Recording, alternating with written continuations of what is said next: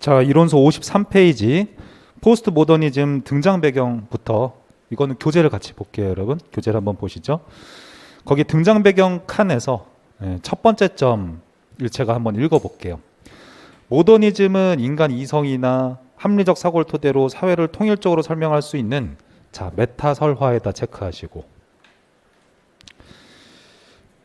그리고 여기서 메타 이론이란 이러면서 또 불러 나가죠. 메타 이론으로부터 거시 이론까지 쭉 체크하세요.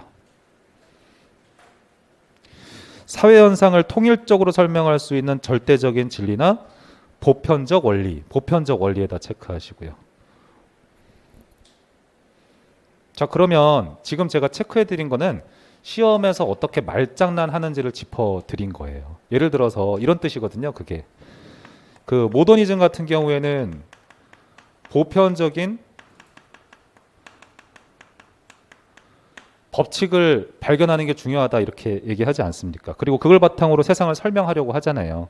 그러면 이 자체가 과학성인 거잖아요. 그렇죠? 내지는 인과관계 이렇게 표현할 수도 있는 것이고, 이거를 지금 메타 설화 이렇게도 표현한다는 거예요. 시험에서 말장난 할 때. 어떤 하나의 인과관계를 가지고 세상 전체를 설명할 수 있다고 보는 거죠. 그렇죠? 그럼 예를 들어서 뭐 살 빼는 원리를 발견을 했다면 그 원리를 가지고 저 멀리에 있는 다른 나라에 있는 사람도 왜 살이 찌는지를 설명할 수도 있는 거잖아요. 그렇죠? 그런 것처럼 하나의 작은 원리를 가지고 세상 전체를 설명하는 거죠. 그럼 여기서 말하는 메타라는 것은 세상 전체예요, 여러분. 세상 전체. 그리고 여기서 설화를 이론이라고도 표현을 하는 거예요. 같은 뜻이라는 거예요. 근데 이 이론이라는 게 사람이 만든 거잖아요. 그렇죠. 그러니까 완벽하게 맞아떨어지지 않을 수도 있는 거죠. 그러니까 이 사람이 만든 이론을 약간 비꼬아서 표현한 거죠. 설화 이렇게 표현을 한 거란 말이에요. 그리고 이거를 또 거시 이론 이렇게 또 표현을 한단 말이에요. 그럼 여기서 말하는 거시는 뭐예요? 또 세상 전체를 얘기하는 거예요, 여러분. 그러니까 이거는 말장난인 거예요, 일종의. 얘네들이 다 뭘 뜻하는 거예요? 모더니즘을 의미하는 표현들인 거죠. 아시겠죠? 시험에서.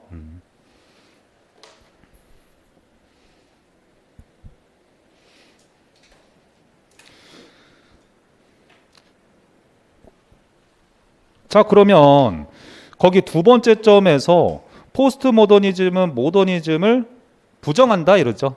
비판하면서 등장했다. 그 표현은 아까 그림에서 봤던 거잖아요. 그렇죠? 그 얘기고, 세 번째 점에 보시면 이성 중심의 과학적 사고에서 벗어나함을 포스트 모더니즘은 주장하고 있습니다. 그러죠? 해방주의적 세계관에다 체크해 두겠습니다. 그러니까 사람이 만들어둔 그 법칙으로 세상 전체를 설명하려는 것은 인간 사고를 억압할 수 있다.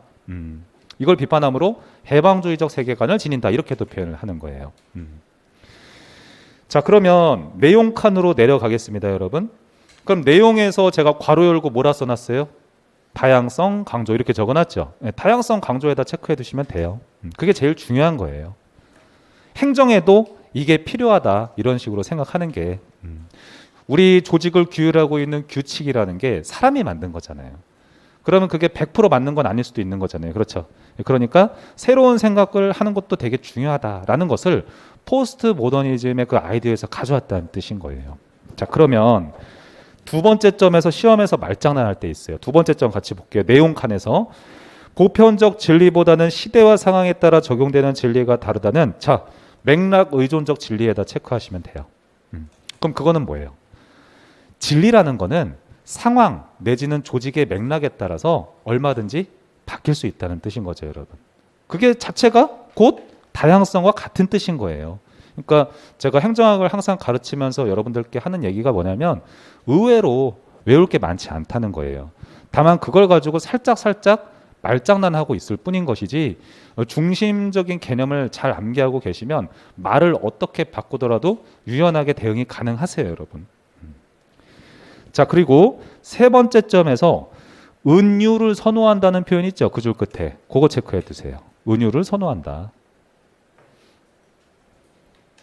그럼 지금 그 부분의 요점이 뭐냐면 다양성을 드러내기 위해서 운유 기법을 활용하면 좋다 이런 뜻이거든요, 여러분. 그러면 운유라는 뜻에 대해서는 제가 밑에 점에다가 설명은 해두었습니다. 그렇죠.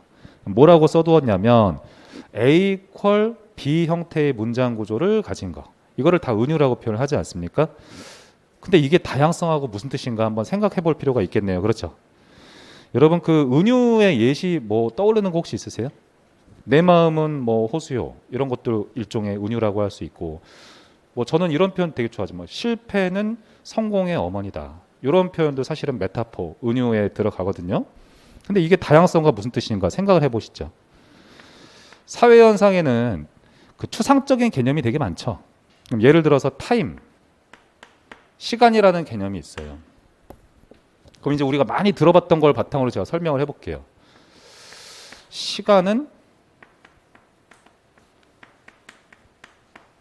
화살이다. 이것도 은유거든요, 여러분. 그러면 이거는 시간이 어떻다는 거예요? 빠르다는 거 맞아요? 어떤 것도 있나요? 뭐 시간은 금이다 이런 표현도 있지 않습니까? 시간이라는 거는 그만큼 소중하다 이런 뜻을 담고 있는 거죠. 그러니까 지금 포스트 모더니즘에서 하고 싶은 말은 사회현상 내에는 한 가지의 개념만 가지고 한 가지의 의미만 가지고 어떤 개념을 설명하기에는 한계가 많다 이런 얘기하고 싶은 거예요. 그러니까 다양한 속성을 지니고 있다 이러는 거죠. 하나의 개념이라는 게. 그러므로 은유 기법을 통해서 어떤 개념을 설명하게 되면은 어떤 개념의 다양성을 드러내는데 도움이 될 것이다. 지금 그 얘기하고 있어요. 됐죠? 그러면 그 밑에 칸에 파머의 포스트 모더니즘이라고 되어 있죠, 여러분. 그러면 거기 파머에다가 체크를 해두세요, 여러분. 학자에다가.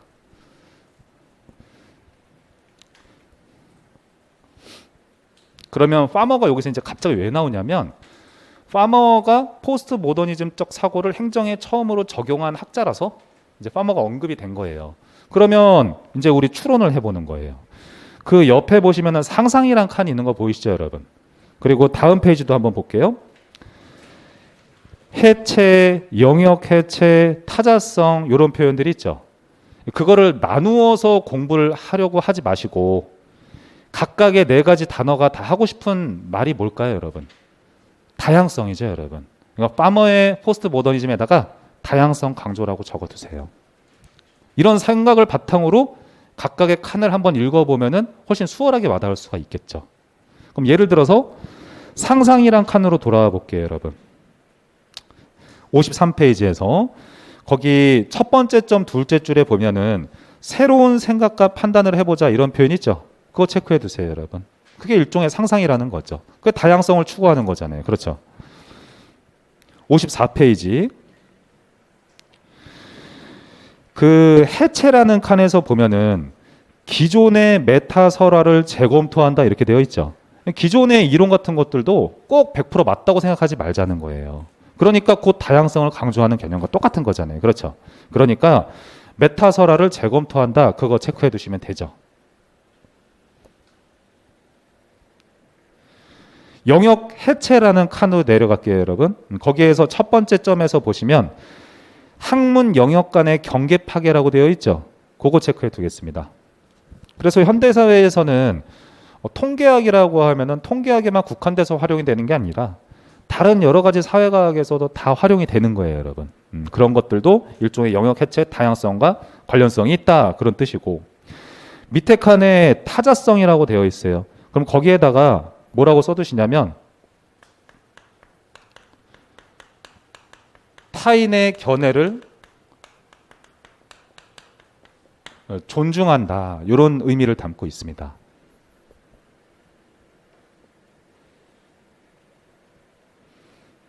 그래서 그런 아이디어를 가지고 포스트 모더니즘 이러면은 행정사 시험에서는 이렇게 생각하시는 거예요.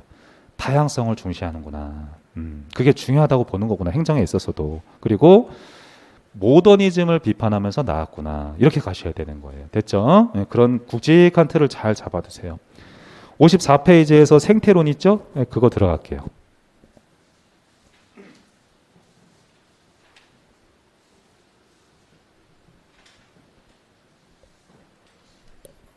제가 이제 그 행정학 시험 문제 푸실 때 요령 하나 알려드릴게요. 지금 여기서 행정이론에서 배우는 단어들이 혹은 개념들이 추상적인 면이 많죠, 여러분. 그래서 이제 회독을 몇 번 해보기 전에는 약간 와닿지가 않을 수 있는 그런 현상이 나타날 수도 있기는 해요. 그런데 잘 생각해 보시면은 여러분들이 나중에 행정사를 운영하실 때도 분명 영감을 줄 수 있는 부분이 있을 거예요. 우리 행정학 시험에서 이코로지컬, 그러니까 생태라는 표현이 나오잖아요. 생태. 어떤 개념에 생태라는 표현이 붙으면 환경을 강조한다. 이렇게 아이디어를 가지고 있으면 문제 풀 때 유리해요. 행정학에서는 조직 바깥에 있는 그 모든 것을 환경이라고 표현을 해요, 여러분. 지금 이제 국가 관리에 있어서 저도 이제 마스크를 쓰고 이제 강의한 지가 몇 년 된 것 같아요, 여러분. 그게 이제 환경적인 요인이 바뀌어서 그러는 거잖아요, 그렇죠? 그런 것들을 이제 환경이라고 표현을 하거든요. 그러니까 국가 관리할 때 이런 환경적인 요인 잘 고려해야 돼 이러면 사실 생태론적 접근이에요. 그러면은 여기 밑에 한번 생태론부터 보도록 하겠습니다. 지금 틀잡기를 보아하니 생태론은 폐쇄체제론적 어떤 관점의 이론들을 비판하면서 등장했다. 지금 그런 뜻인 거예요. 자, 제가 행정의 개념을 여러분들께 첫 시간에 수업을 했었죠. 그러면 행정의 역할은 기본적으로 환경의 변화에 따라서 가변적이다 이런 문장이 있었을 거예요, 여러분. 그래서 개방체제적 관점이라고 표현을 했었죠. 그러면 개방체제적 관점이라는 것은 국가 관리할 때 혹은 내가 자영업을 할 때 환경을 고려하면서 한다 이런 뜻인 거죠. 그런데 우리가 앞서서 배웠었던 관리주의, 인간주의, 행태주의는 환경을 고려하지 않고 현상을 설명했다 지금 그런 뜻인 거예요. 그래서 폐쇄체제로는 요점이 뭐냐면 어떤 현상을 설명을 할 때 환경을 고려하지 못했다 지금 그런 뜻인 거죠. 그러니까 생태론 입장에서는 환경적인 요인을 간과했다고 비판을 하겠죠, 여러분. 당연히. 자, 그러면 생태론은 자연스럽게 개방체제의 관점이겠네요, 그렇죠? 이론 자체가 개방체제의 관점이에요. 그리고 거기에다가 짤막하게 써두시는데 생태론에서 하고 싶은 말은 뭐냐면 어떤 현상을 만들어내는 환경적인 요인을 찾는 게 중요하다 이 말을 하고 싶은 거예요. 따라서 환경적인 요인이 어떤 현상을 결정짓는다. 이 말하고 싶은 게 생태론의 요점이다. 그렇게 보시면 좋습니다.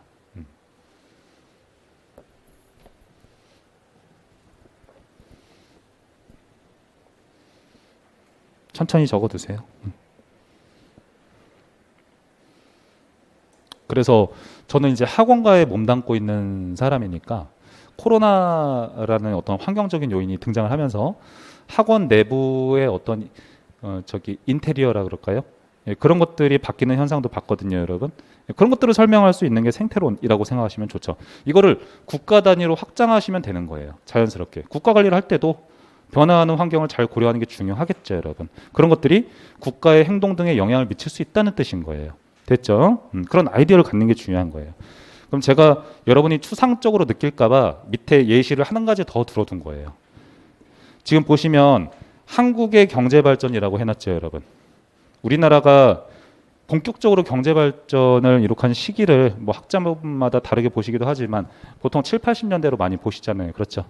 고도의 이제 경제 성장을 한 시기다 그렇게 보는데 우리나라가 이제 경제 발전을 하기 위해서는 기본적으로 기술력에 이제 투자를 할 수밖에 없었다 이렇게 얘기를 하죠. 그럼 그게 왜 그렇다는 거예요? 국가 내부에 자원이 있다 없다? 없다는 거죠, 여러분. 이거는 우리나라의 태생적인 환경인 거예요. 어떤 쉽게 말하면 자본주의 경제 체제에서는 돈 벌려면은 되게 간단하죠, 여러분. 어떤 조직의 밑에 들어가서 내가 일을 하고 그 대가로 돈을 받거나 두 번째, 뭔가를 팔아야 돼요. 그 두 가지 빼고는 방법이 없는 것 같아요, 제가 봤을 때는. 그렇죠, 여러분? 그러면 국가도 돈을 벌려면은 뭔가를 팔아야 되죠. 근데 뭔가를 팔려고 하는데 자원을 팔 수도 있는 거잖아요. 근데 우리나라는 자원이 없죠. 그러니까 기술력에다가 투자를 해서 물건을 생산해서 그거를 팔아야 되는 거잖아요. 그렇죠. 예, 그런 식으로 우리나라가 이제 경제 발전을 했다 이렇게 볼 수도 있는 거죠. 그렇죠. 이런 거를 생태론적 관점에서 생각해 볼 수도 있는 거예요. 그래서 우리나라 같은 경우에는 대기업을 무시하고 국가 관리를 할 수가 없는 거죠. 물건을 팔 수 있으니까 기술력을 가지고. 자, 그러면은 의의부터 이론서를 한번 같이 보도록 하겠습니다. 자, 거기 세 번째 점에서 첫 번째 점 체크하겠습니다. 생태, 즉 환경적인 요인이라고 되어 있고 그게 현상을 결정짓는다 이렇게 보고 있죠. 제가 이제 뭐라고 써두었냐면 현상을 일으키는 환경적인 요인을 규명한다. 그거 밑줄 쭉 쳐두세요. 되게 중요해요. 제가 그럼 이거를 이제 밑줄을 쳤으니까 조금 더 설명을 드리도록 할게요. 여기 보시면 그 예시에서 그림 있었잖아요. 그럼 여기 보면 중범위 수준의 법칙이라고 되어 있잖아요. 그렇죠? 그러면 법칙에다가 동그라미 해두시기 바랍니다. 법칙을 발견하고자 한다. 그러니까 나름의 원인을 찾고자 한다는 거예요, 여러분. 법칙을 발견한다는 거는. 그러면 원인을 발견하고자 한다. 즉 인과관계를 발견하고자 한다.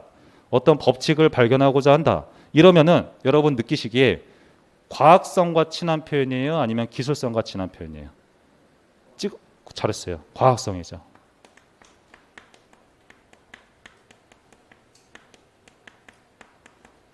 과학성을 추구한다. 생태로는 이러면 올바른 선지거든요.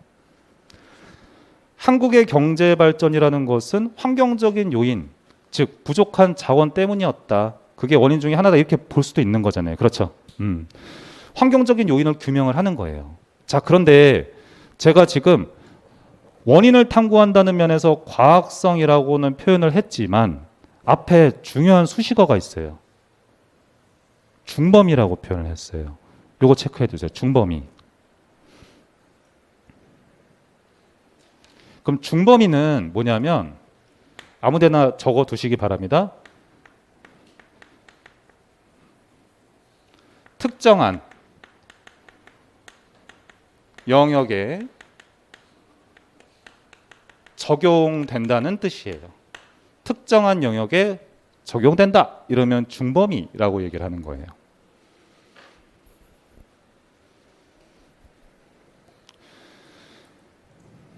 그럼 이게 이제 무슨 뜻이냐면 이런 거죠.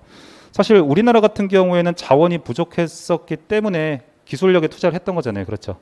근데 모든 국가가 다 자원이 부족한 건 아니지 않습니까? 그렇죠? 그러면 이러한 법칙은 어떤 나라에만 적용되는 거예요? 자원이 부족한 나라에만 적용되는 법칙인 거잖아요. 그렇죠?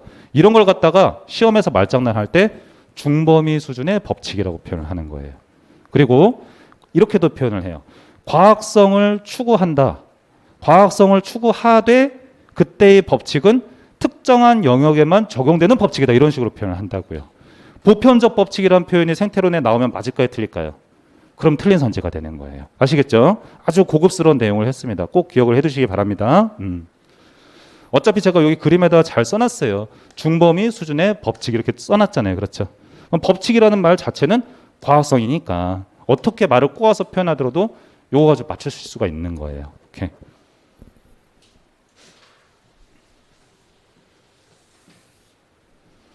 이제 앞으로 행정이론 거의 다 끝났거든요. 지금 조금만 힘내시면 되는데 그 중범위 수준의 법칙이라는 게 뒤에 나오는 신제도주의에서 언급되는 까닭에 제가 조금 자세하게 설명을 드렸습니다.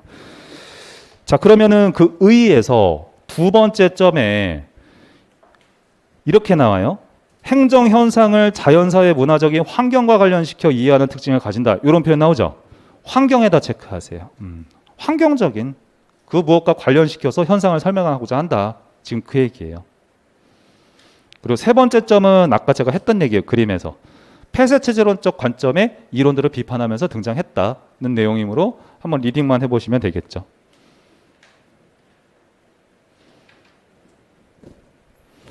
근데 이게 교재에서 의의가 중복되네요. 그렇죠? 55페이지 있죠, 여러분? 거기 맨 위에 보면은 의익칸이 있잖아요. 그거를 빼시기 바랍니다. 미안합니다. 아까 우리가 봤었던 의익칸하고 내용이 똑같아요.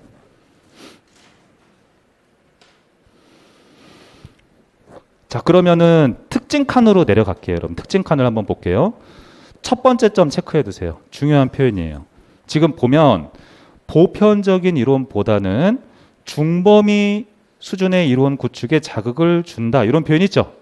그럼 중범위 이론에다가 체크해 두시면 되겠죠, 여러분. 아까 제가 말씀드렸던 것처럼 모든 영역에 적용되는 법칙은 아니에요. 여기서 발견하고자 하는 건. 근데 과학성을 추구하지 않는다? 이러면 틀린 선지예요. 그러니까 과학화에 기여한다는 건 체크해 두시는 게 맞아요. 그 줄 끝에 보시면.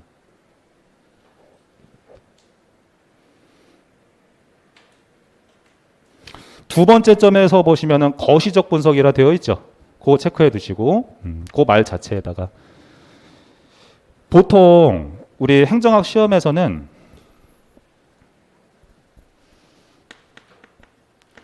시험에서 미시적인 분석을 한다. 이러면 개인의 행동을 분석하는 거예요. 저 사람은 왜 저렇게 행동하지? 이런 걸 설명하고자 한다면 미시적 분석이라고 하는 거예요. 근데 이제 거시적인 분석이다. 그럼 이거 공부하실 때는 현상을 좀 크게 설명을 하려고 한다는 거잖아요, 여러분. 그렇기 때문에 개인 행동은 분석이 아니다. 이렇게 여러분들이 이해를 해두시면은 문제를 푸실 때는 좀 수월하실 거예요. 현상을 좀 크게 설명하려는 뜻이 있다. 이런 뜻인 거예요. 그래서 제가 아까 예시를 들었던 게 한국의 경제 발전이었었죠. 개인의 행동이 아니었었죠, 여러분. 그런 식으로 그거를 거시적 분석이라고 표현을 한단 말이에요. 그럼 세 번째 점에서는 가우스하고 리그스에다 체크해 두세요. 그 학자를 기억을 해두세요, 여러분. 가우스하고 리그스. 그래서 행정학의 이런 생태론적 접근을 가장 처음에 도입한 학자는 가우스다. 이러면 올바른 선지예요. 가우스가 1947년에 도입한 방식이 이 생태론적 접근이 되겠다. 좀 이런 얘기를 하고 있어요.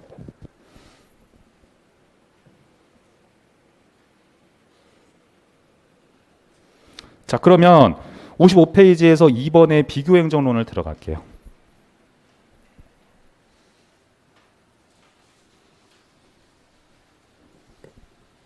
틀잡기를 먼저 보시는데 그 생태론이 이제 환경을 강조했었잖아요. 그렇죠? 이런 관점을 뒤에 나온 비교행정론에도 생태론이 영향을 미친 바가 있다. 지금 그런 뜻인 거예요. 그렇기 때문에 개방체제적 관점을 비교행정도 취하고 있다. 비교행정론이 그렇게 이해를 하시면 되겠죠. 그러면 비교행정론은 당연히 폐쇄체제적 관점 이러면 틀리겠네요. 개방체제적 관점이에요.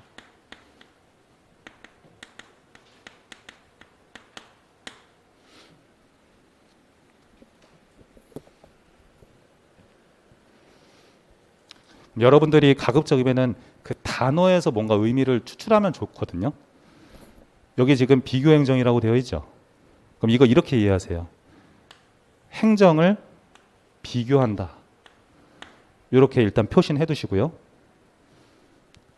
행정을 비교한다. 그럼 이제 비교한다는 거는 대상들이 있어야 될 거 아니에요. 그렇죠. 거기다 적어 두시는데 선진국과 후진국의 행정체제를 비교해 본다. 이렇게 이해하시면 좋아요. 그래서 그 비교를 해본 결과 나름의 어떤 영감을 얻은 그런 것을 설명하는 게 비교 행정론이라고 보시면 되겠어요. 그럼 이따가도 제가 설명을 할 거지만 이런 얘기예요. 그 후진국에 있는 후진국이라는 많은 나라들이 선진국의 어떤 행정 시스템 같은 것들을 도입하려고 하잖아요. 그렇죠. 그러면은 그 도입하는 과정에서 그 나라의 실정에 맞게 고쳐서 도입을 할 수도 있지만 그렇지 않을 수도 있는 것이고. 근데 이제 도입을 해봤는데 우리나라에는 제대로 작동이 안 되더라. 그럼 왜 그러냐? 이랬을 때 비교행정론에서 하고 싶은 얘기는 되게 간단해요. 환경적인 요인이 양국이 다르기 때문이다. 그 말하고 싶은 거예요. 왜냐하면 우리는 환경 얘기를 하다 이걸 배우는 거니까. 밑에 그림을 좀 보겠습니다. 지금 이 그림을 같이 보시면 돼요, 여러분. 이 비교행정론이 등장한 게 2차 세계대전이 종전된 시점이에요.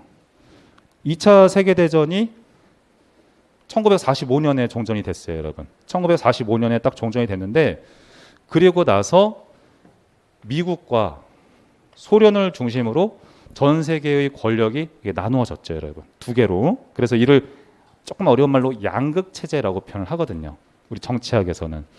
그런데 미국 중심의 어떤 국가들을 갖다가 제1세계 국가라고 표현을 하고, 얘네는 자유주의 진영이고, 그리고 소련 중심으로 형성되어 있는 국가들을 제2세계 국가라고 불렀었어요. 얘네는 사회주의 진영이다 그러는 거죠. 그러면 이 미국이나 소련 등에 포함되지 않는 그 모든 나라를 제3세계 국가라고 표현을 했었거든요, 정치학에서. 자연스럽게 미국이나 소련 같은 경우에는 제3세계 국가를 포섭하고 싶겠죠. 우리 진영을 키워야 되니까. 그렇죠. 그래서 미국이 먼저 나섰어요. 제3세계 국가들한테 여러 가지 경제 원조를 해준 거예요, 여러분. 경제 원조도 해주고 우리 선진국의 행정 시스템을 어떻게 하고 있는지 알려줄게. 지원을 해준 거예요, 여러 가지로. 자, 그럼 요점만 딱 말씀드릴게요. 이렇게 했는데 이런 원조나 지원 등이 실패했을까요, 성공했을까요? 실패했다, 그렇게 가시는 거예요.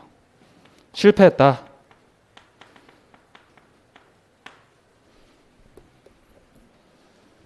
그럼 이제 답은 다 나왔거든요. 지금 우리는 환경 관련 얘기하다가 얘기하는 거니까. 왜 실패했냐? 그럼 뭐라 해야 돼요? 환경이 달랐다. 그렇게 가시면 되는 거죠. 아시겠죠? 아주 쉬워요. 그래서 거기 어디예요? 2번 양괄호에 리그스의 사회삼원론이라고 되어 있고 리그스의 연구 질문 이렇게 돼 있어요. 그 사회삼원론 이 표현 자체가 낯서실 거예요. 그렇죠? 거기에다가 괄호 열고 이렇게 적어둘게요, 여러분. 그러니까 리그스에 따르면 모든 국가 혹은 모든 사회는 세 가지 단계를 거치는 게 일반적이라는 거예요. 처음에는 농업사회로 시작을 한대요, 일반적으로. 일반적인 얘기를 하고 있는 거예요. 그럼 농업사회 다음에는 개도국으로 간대요, 개발도상국.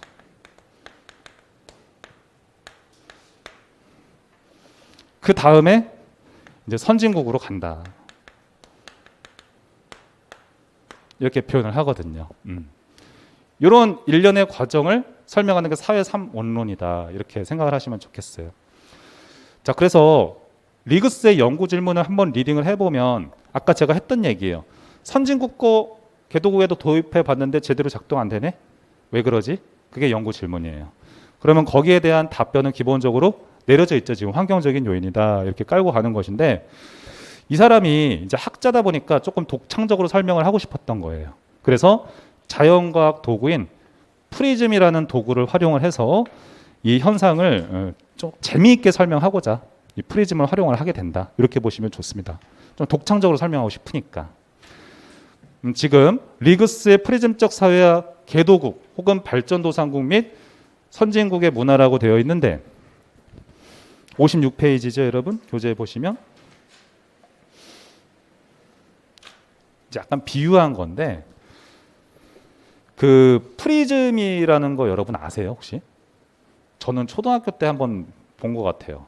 그리고 나서는 본 적이 한 번도 없는 것 같은데 이게 프리즘 안으로 이제 이렇게 빛이 들어오면은 프리즘을 이렇게 들여다보면은 빛이 막 여러 가지로 이렇게 혼란스럽게 그렇죠.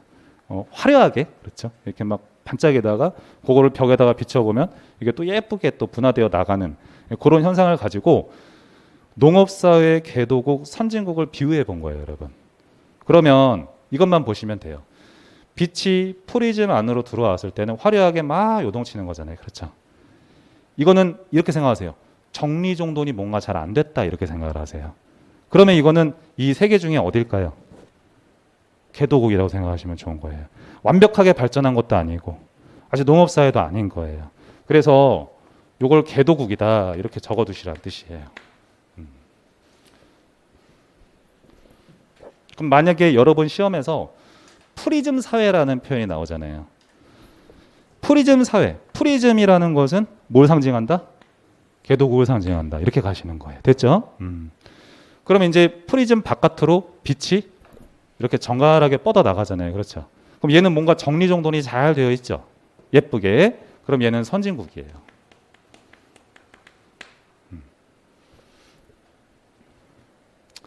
그리고 거기 그림에서 보시면 이 분화라는 표현이 있잖아요. 분화. 이거를 이해할 때 이렇게 이해하면 좋아요. 분업이다. 분업이 아주 잘 되어 있다. 이렇게 생각하시면 좋거든요. 그래서 선진국을 뭐라고도 표현을 하냐면 분화된 사회 이렇게 표현도 하는 거예요. 정갈하게 빛이 분화됐다 이런 뜻인 거예요. 분업이 잘 된 사회, 선진국. 그러면 개도국은 상대적으로 그렇지 않은 거죠. 뭐. 그럼 여기 빛이 그냥 이렇게 프리즘으로 들어갈 때 이 과정 있잖아요. 이거를 농업사회라고 표현을 하거든요. 그럼 이제 빛이 한 줄기가 이렇게 쭉 들어간다 이렇게 표현하지 않습니까? 이게 무슨 뜻이냐면 농업사회에서는 이렇게 분업화가 하나도 진행이 안 되어 있다 이런 뜻인 거예요. 그래서 융화된 사회, 융합된 사회 이렇게 표현을 하는 거예요. 아빠가 하던 일 아들이 할 수 있는 거고 그렇죠 여러분. 일손 부족하면 나 좀 도와줘 이럴 수 있는 거잖아요. 그래서 분업이 잘 안 된 사회를 농업사회 이렇게 표현하는 거죠. 그러면 개도국 같은 경우에는 선진국의 특징과 농업사회의 특징이 섞여 있는 어지러운 사회 이렇게 보셔도 좋은 거예요. 그래서 그 밑에 표를 한번 보도록 하겠습니다.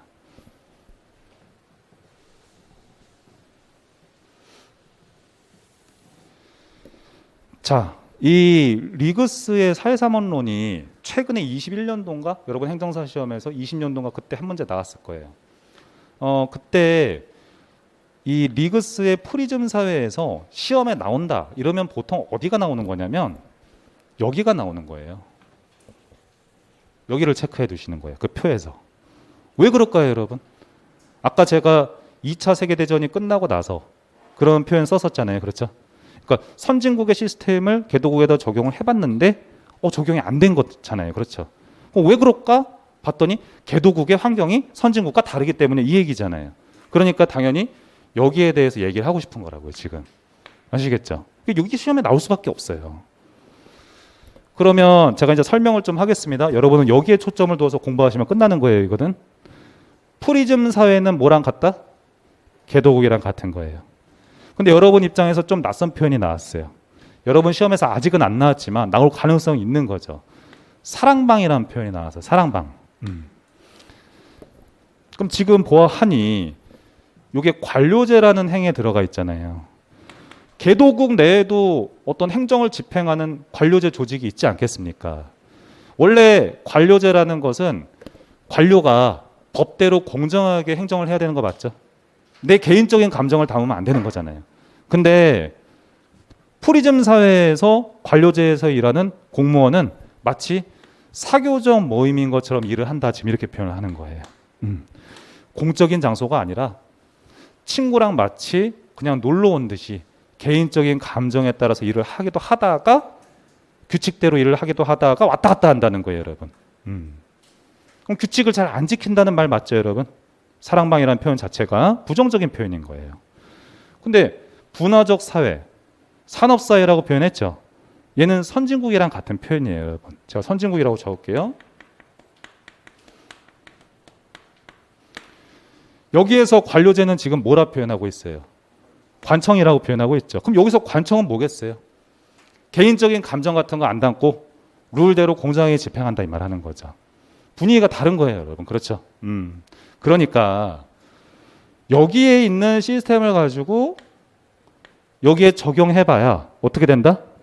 제대로 작동이 안 된다 그 말 하는 거잖아요. 그렇죠? 작동이 잘 안 되는 거예요. 그 말이 요점이에요.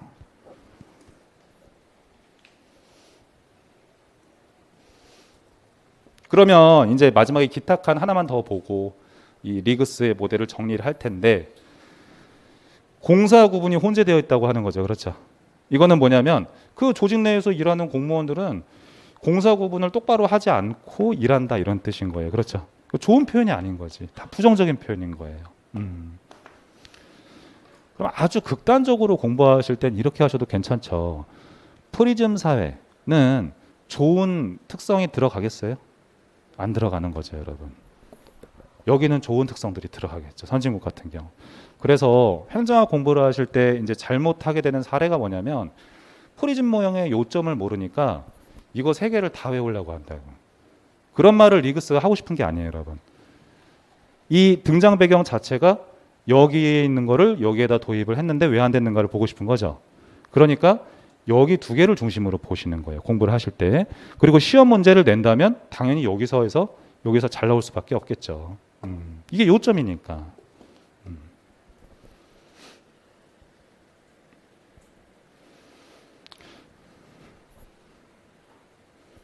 그럼 밑에 프리즘 사회의 특징이라고 되어 있어요. 이거 암기하실 필요 없어요. 그러면 프리즘 사회가 아까 그 개도국 맞죠, 여러분? 개도국이니까 이거 자체가 개도국이잖아요. 그러면 개도국의 특징은 긍정적인 게 있다 없다? 없는 거예요, 여러분. 다 부정적이에요.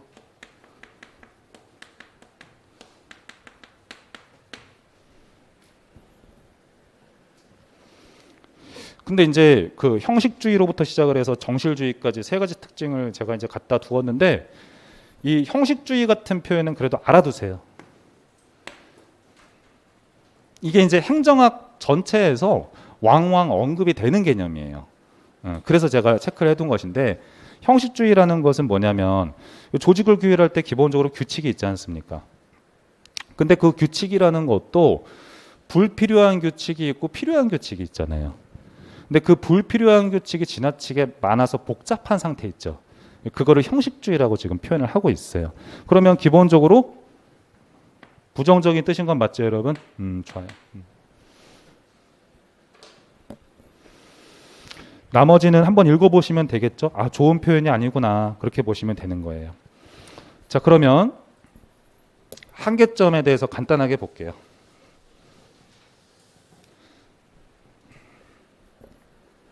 지금 첫 번째 점에서 보시면 이런 표현 나왔어요. 환경에 대한 행정의 주체적인 역할을 간과했다. 이렇게 되어 있고 이런 표현 있죠? 환경 결정론이라고 나왔을 거예요. 그거 체크해 둘게요. 그럼 이건 뭐냐면 곧 모든 거를 다 환경 탓한다 이 말하는 거예요. 어떤 현상을 설명할 때 다 환경적인 요인에서 찾으려고 하니까 환경이 모든 거를 다 현상을 지배한다고 보는 거죠. 환경이 행정을 좌우한다. 이 얘기를 지금 하고 있는 거예요. 근데 지금 말장난한 거 한번 볼게요. 환경과 행정의 교류적인 관계를 경시한 정태적인 접근이다. 이런 표현 나왔어요. 여기에 대해서 좀 설명을 해볼게요. 여러분 시험에서 이 표현이 나올 것 같지는 않지만 지금 이 생태론이라든가 비교행정론 같은 경우에는 행정이라는 게 환경에 의해서 좌지우지된다 이 말 하고 싶었던 거예요. 근데 경우에 따라서는 행정부라는 어떤 조직 자체가 환경을 극복할 수도 있는 거잖아요. 그렇죠. 그런 부분은 설명력이 떨어진다 지금 그 말하고 있는 거예요. 그걸 갖다가 조금 비꼬아서 교류적인 관계를 경시했다 이렇게 지금 표현을 한 거예요. 예를 들어 저거를 좀 확대해서 표현을 하면 생태론이나 비교행정은 환경이 행정의 운명을 좌우한다 이런 식으로 표현을 했는데 어떤 경우에는 행정이 이 환경을 극복할 수도 있는 거 아니냐 그 얘기하는 거예요. 근데 이런 부분은 설명을 못했다 지금 그 얘기하고 있는 거죠. 그걸 저렇게 말로 어렵게 표현한 거예요.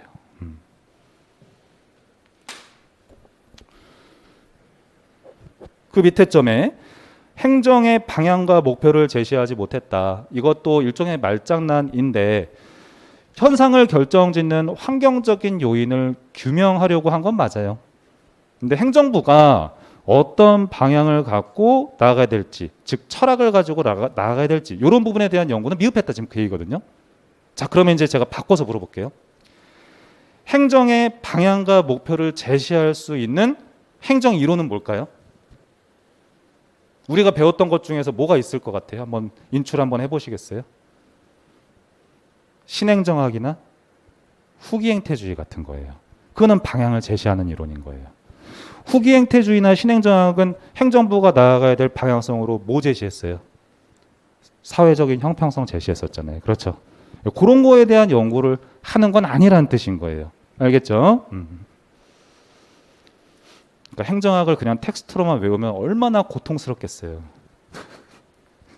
어떻게 보면 되게 단순하게 끝날 수 있는 건데. 그리고 분명 효작 과목이 될 거예요. 작년에 여기에 앉아서 공부하셨던 분들 다 행정학 점수에 있어서 뭔가 미흡하거나 그런 게 하나도 없었어요, 여러분. 그러니까 행정학은 기본적으로 효작 과목으로 작용을 해요. 근데 그럴 수 있으려면 어떤 키워드식의 암기로는 한계가 분명히 있거든요. 얼마든지 워딩을 이제 바꿔낼 수 있기 때문에 그래서 근원적인 큰 틀을 이해하는 게 너무너무 중요하다. 근데 거기에서 시험 문제를 묻기 때문에 여러분들이 암기할 양은 저는 크지 않다고 봐요. 자, 3번의 발전행정론 볼게요. 그럼 지금 보면 이제 세 가지 이론이 명시되어 있네요. 이 틀잡기에 보면은 요거 같이 볼게요. 생태론에 대해서 우리 공부했죠. 그리고 요거에 영향을 받아서 비교행정론도 나왔었어요. 그래서 양자는 다 환경을 다 강조합니다. 그래서 양자 모두 개방체제적 관점에서 현상을 설명하고 있죠. 근데 지금 이 관계를 보아하니 발전행정론은 양자를 비판하는 면이 있다. 그렇게 되어 있는 거죠. 그게 핵심인 거예요. 자, 이거 우리 어디서 배웠었어요? 발전행정론? 자, 힌트를 줄게요. 정치행정 이원론, 이론론 배웠었죠. 자, 새 이원론, 새 이론론 배웠었죠. 그 중에서 발전행정론은 뭐랑 같은 말이에요? 그렇지, 새 이론론이랑 같은 말이란 말이에요. 다시 한번 설명을 하면 발전행정은 행정부 주도하에 국가 발전을 이룩하는 현상을 설명한 이론이에요. 아시겠죠? 여기다 체크해 두시기 바랍니다. 표현을 해두세요. 행정부 주도하에 국가 발전, 경제 발전을 이룩하는 현상을 설명했다.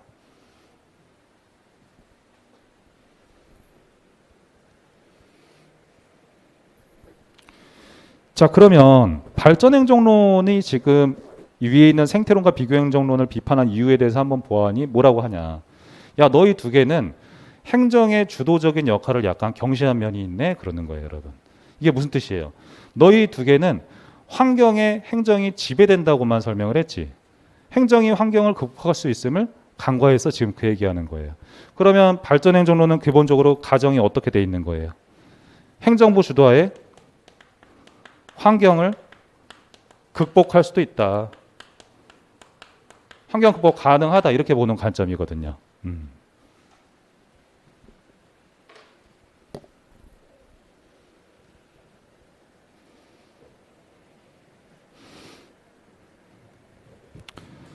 자, 그리고 밑에 칸에 이제 직관적인 이해 칸을 한번 보도록 할게요.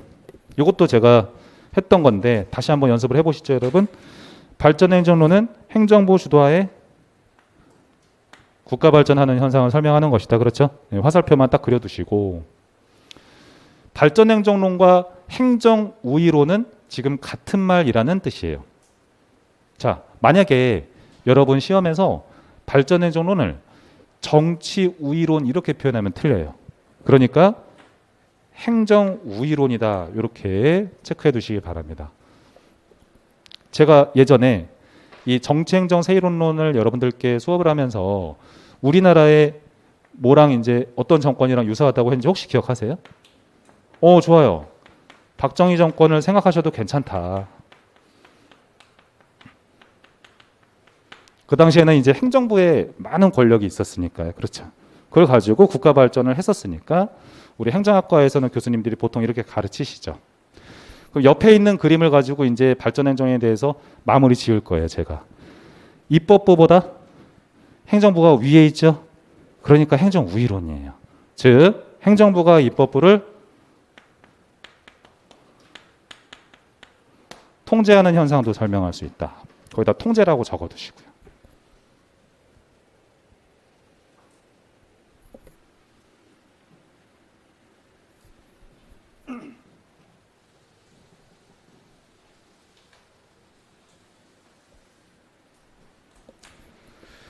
자, 그러면 그 57페이지에서 맨 위에 그 특징 칸을 한번 들어가 보겠습니다.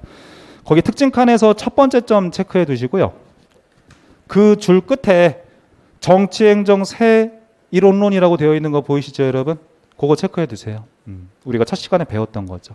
뭐 행정우위론 얘기는 아까 제가 했으니까 예를 들어서 우리나라에 박정희 정권이 있겠다. 두 번째 점에 보시면 행정을 독립변수로 간주한다는 표현이 있죠. 그거 지금 말장난한 거예요. 거기에다가 뭐라고 적어두시냐면 이렇게 적으세요. 행정이 환경을 극복할 수 있다. 그런 아이디어도 가지고 있다는 뜻인 거예요.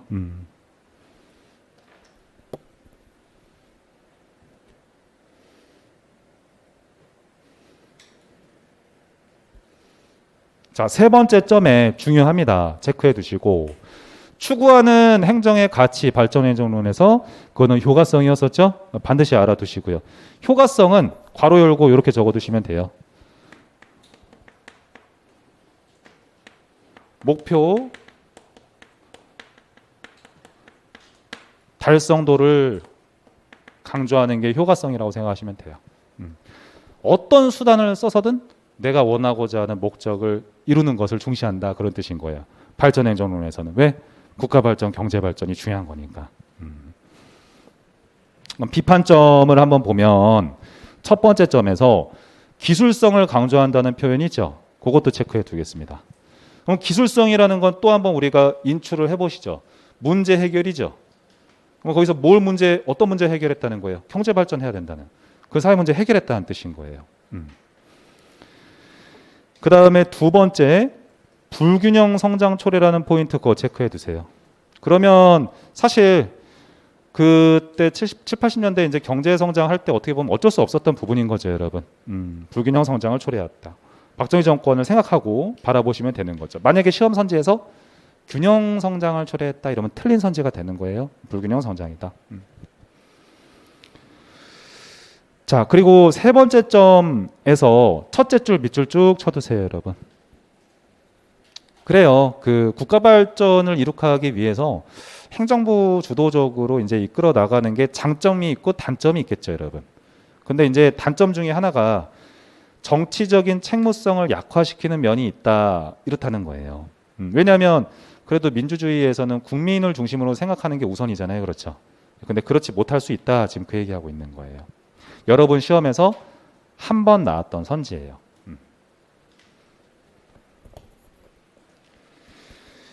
자, 그러면 57페이지에서 14번의 신제도주의 보도록 하겠습니다.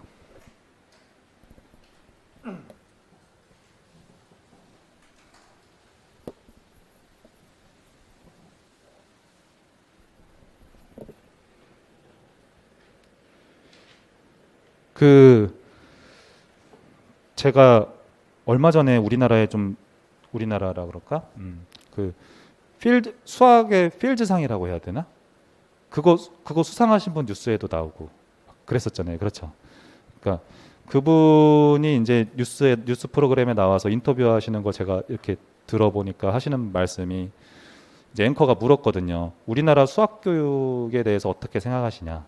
이렇게 이제 여쭤보니까 하시는 말씀이 우리나라 수학 교육에서는 실수를 안 하는 게 제일 중요한 것 같다.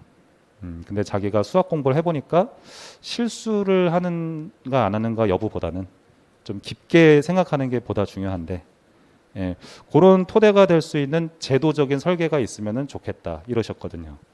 그거를 듣고 제가 느낀 건 신제도주의자신가 이렇게 생각을 했습니다, 여러분. 그러니까 바꿔 말하면 신제도주의에서 하고 싶은 말은 제도가 어떤 현상을 결정짓는다, 이 말을 하고 싶은 거예요. 그래서 또 바꿔 말하면 현상을 만들어내는, 일으키는 어떤 제도를 찾고자 하는 거, 이게 바로 신제도주의 접근이라고 이해하시면 좋을 것 같아요. 자, 그러면 이 제도라는 것은 좀 폭이 넓습니다. 그 제도 이러면 추상적이잖아요, 그렇죠? 그래서 우리 시험에서는 두 가지로 크게 분류해서 봐요. 하나는 공식적인 제도가 있고요. 다른 하나는 비공식적인 제도가 있습니다.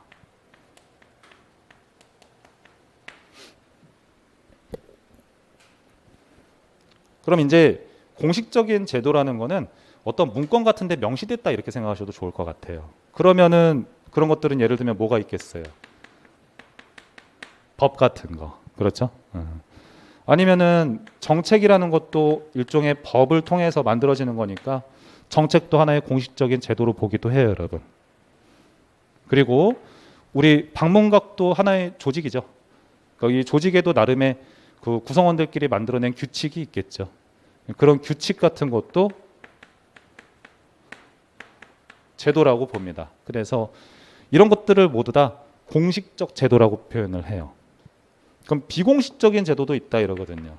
뭐 문건으로 명시된 건 아니지만은 구성원의 행동을 규율할 수 있는 비공식적인 제도도 있다 이런 뜻이거든요. 그러면 대표적인 게 뭐냐? 문화예요, 문화. 문화 같은 거.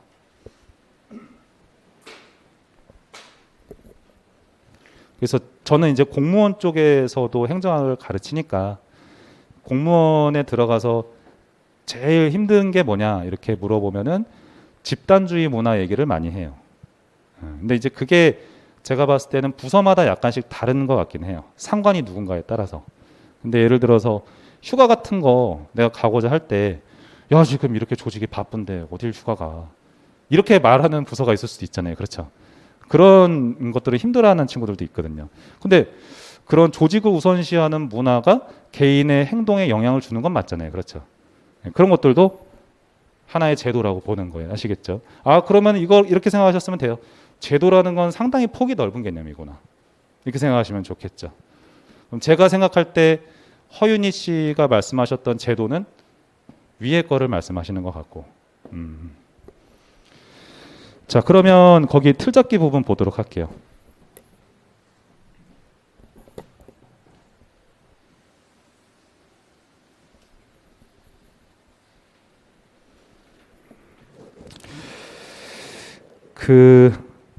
이 신제도주의는 기본적으로 행태주의하고 구제도주의를 비판하면서 나왔다 이렇게 되어 있죠, 여러분. 행태주의하고 구제도주의. 자, 여기 이거 또 형태라고 나왔네. 여기 행태주의라고 보세요, 여러분. 여러분 교재에는 행태라고 잘 들어가 있어요. 행태주의 같은 경우에는 제가 여쭤볼게요. 중범위 수준의 법칙을 발견하고자 했습니까? 보편적 법칙을 발견하고자 했습니까? 잘하셨어요. 보편적 법칙을 발견하고자 했었죠.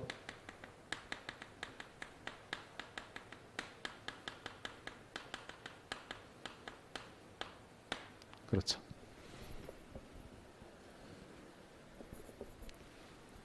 근데 신제도주의자들은 행태주의가 이런 보편적인 법칙을 발견하고자 하는 그런 의도는 좋은데 이게 너무 힘들다고 생각을 해요, 여러분. 왜 그러냐면은 행태주의는 기본적으로 행동에 영향을 미치는 어떤 원인을 찾고자 하는 거잖아요. 근데 그거를 그 인과관계, 전 세계에 적용될 수 있는 인과관계를 발견한다는 게 쉬운 건 아니잖아요. 그렇죠?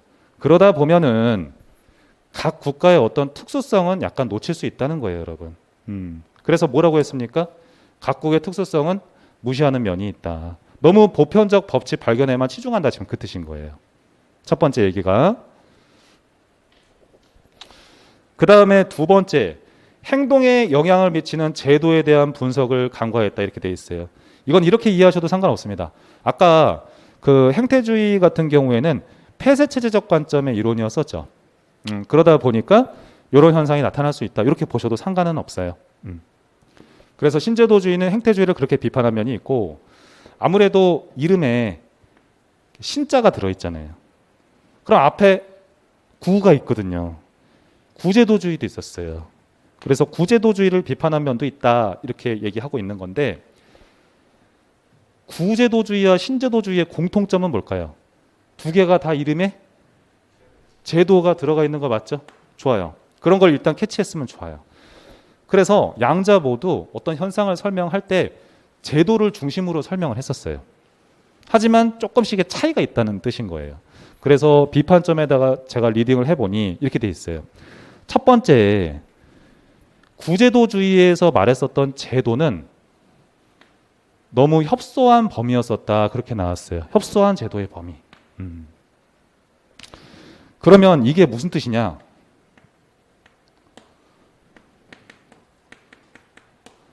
공식적인 제도만 인정을 했었다. 구제도주의는 그런 뜻이에요, 여러분. 신제도주의 같은 경우에는 제가 아까 처음에 판서해 드릴 때 이랬었죠. 공식적인 제도도 제도로 인정을 하고 비공식적인 제도도 제도로 인정한다 이랬었잖아요. 근데 구제도주의에서 제도는 뭐였다? 오로지 공식적인 제도만 제도였었어요. 그러니까 이 부분에 대해서 신제도주의자들은 불편했던 거고, 그 다음에 두 번째, 정태적인 연구에 치중했었다 이렇게 나와요. 정태적인 연구. 이게 말이 조금 어려울 수 있어요. 정태적인 연구. 쓸데없이 어렵게 얘기한 거지. 그럼 시험 문제를 푸실 때 약간 팁을 드리자면, 뭐 이 의미는 제가 설명을 해드릴 거니까, 신제도주의는 정태적 연구다 이러면 틀리겠죠. 그럼 얘는 동태적인 연구 이렇게 생각하시면 좋습니다.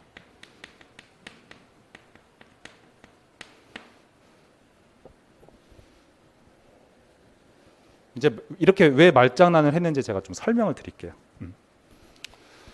이 정태적인 연구의 의미가 무엇인지를 제가 이렇게 적어 두었거든요. 설명을 해보겠습니다. 1번 동그라미에서 보시면 제도의 신설이나 변화를 설명하지 못했다. 뭐가? 구제도주의가 지금 그 얘기하고 있어요. 예를 들어서 그런 거예요. 작년엔가 호주에서 큰 산불이 났다면서요. 그때 뉴스에 많이 나왔던 것 같아요. 국가 관리를 해나가다가 우연한 그런 큰 사건이 발생하게 되면은 다음에 또 그런 사건이 나타나면 안 되는 거죠. 그러면은 자연스럽게 국가 관리하는 사람들은 어떻게 해야 돼요? 제도를 어떻게 해야 돼요? 바꾸고 수정을 해야 되는 거죠. 아니면 새로운 제도를 만들거나. 구제도주의 같은 경우에는 이렇게 제도가 왜 변화하는지는 설명을 못했다는 뜻이에요. 근데 신제도주의는 그걸 설명을 할 수 있는 힘이 있어요. 저희가 이따가 보긴 하겠지만, 그래서 정태적인 연구다 이런 뜻이 있고, 그 다음에 2번 동그라미에서 보면은 구제도주의의 경우에는 현상에 대한 인과성 분석을 못했다 이렇게 되어 있어요. 이게 무슨 뜻이냐면 상세한 기술에만 초점을 두었다 이런 뜻이거든요. 예를 들어서 미국의 헌법과 일본의 헌법을 비교 기술하는 거예요. 이런 연구는 일종의 구제도주의 연구거든요. 미국과 일본의 차이가 뭔지 알아보기 위해서 공식적인 제도를 비교 기술하는 거, 이런 것들을 구제도주의 연구라고 하는 반면에 신제도주의 연구 같은 경우에는 어떤 현상에 영향을 미치는 제도적인 요인이 무엇인가, 즉 일련의 법칙을 발견하고자 해요, 여러분. 자, 그러면은 제가 한번 또 여쭤볼게요. 이따가 또 교재에서 나오겠지만, 신제도주의는 어떤 현상을 만들어내는 제도가 무엇인지를 찾고자 한다는 거예요. 원인을 찾고자 해요, 여러분. 자, 그럼 여쭤볼게요. 신제도주의는 기술성 추구하는 거예요, 과학성 추구하는 거예요? 잘하셨어요. 과학성 추구하는 거지. 왜냐하면 현상을 만들어내는 하나의 어떤 그 원인이 되는 제도가 뭔지를 찾고자 하는 거니까. 이따가 교재에 다 나와요. 이거 너무 지금 초조해하지 않아도 돼. 자, 그럼 이제 한 가지만 더 여쭤볼게요. 이제 하나만 더 하면 끝날 것 같아요. 어려운 거. 신제도주의는 과학성을 추구하는데 보편적 법칙을 발견하고자 할까요? 아니면 중범위 수준의 법칙을 발견하고자 할까요? 잘하셨어요. 중범위죠.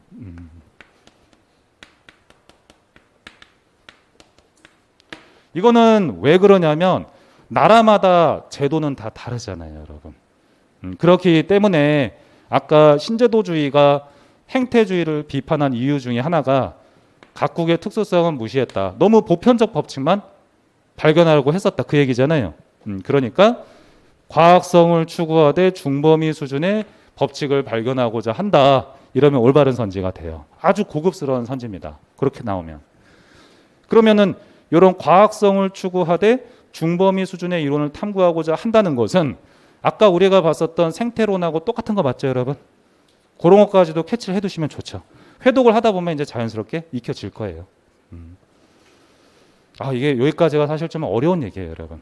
좀 어려운 얘기인데 좀 이렇게 한번 이해를 해두시기 바랍니다. 잠깐 쉬었다가 3교시 들어갈게요.